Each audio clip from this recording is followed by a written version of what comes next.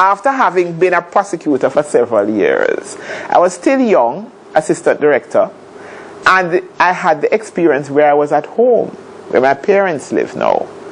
I won't say the name of the community because Daddy still lives there. But it was an upstairs house that my father had built. And my mother and I were alone at home one night.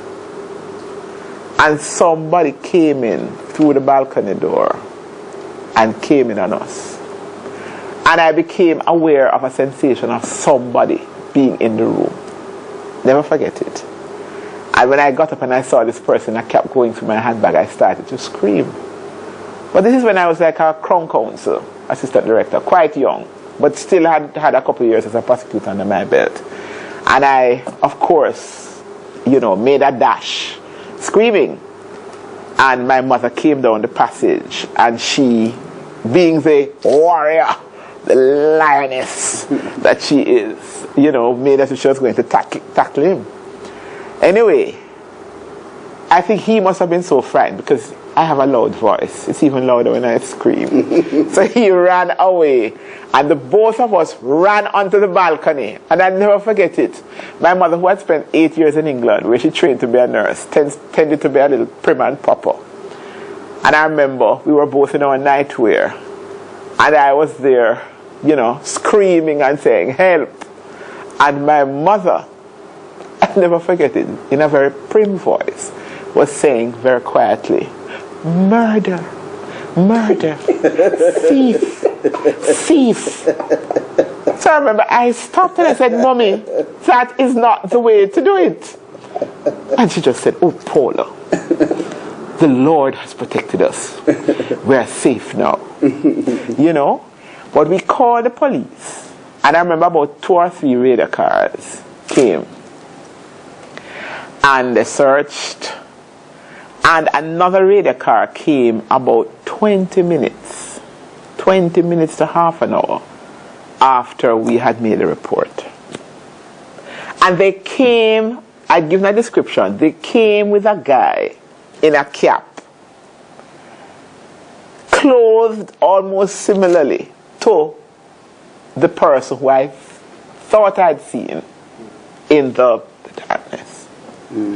And the police were immediately, they were, really edgy and said, "Miss Llewelyn, just say the word. Is this the man? Does he fit the description?"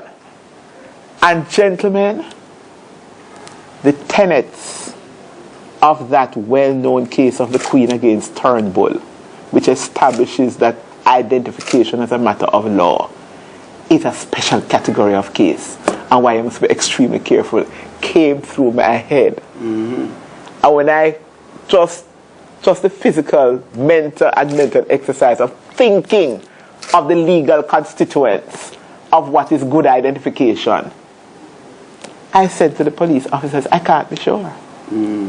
I can't be sure."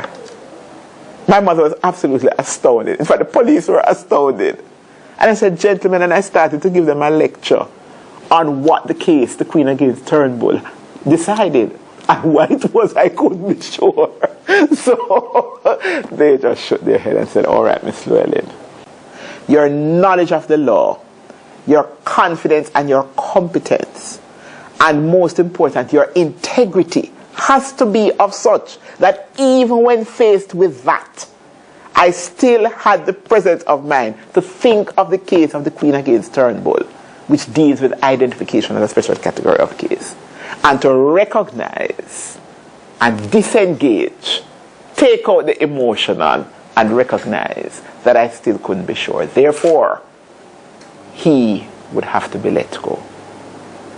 I've always looked on that as one of the underpinnings of what it takes to be a prosecutor who must, not may, must act ethically at all times, and who has to have the sort of discipline when wielding great power that even if you find yourself as a prosecutor in the jaws of a lion who wants to eat you, and you are able by whatever means, to extricate yourself, the kind of integrity, mental toughness, and courage that you have to have, and self-discipline, dictates and obligates that the very next day you must be able to turn around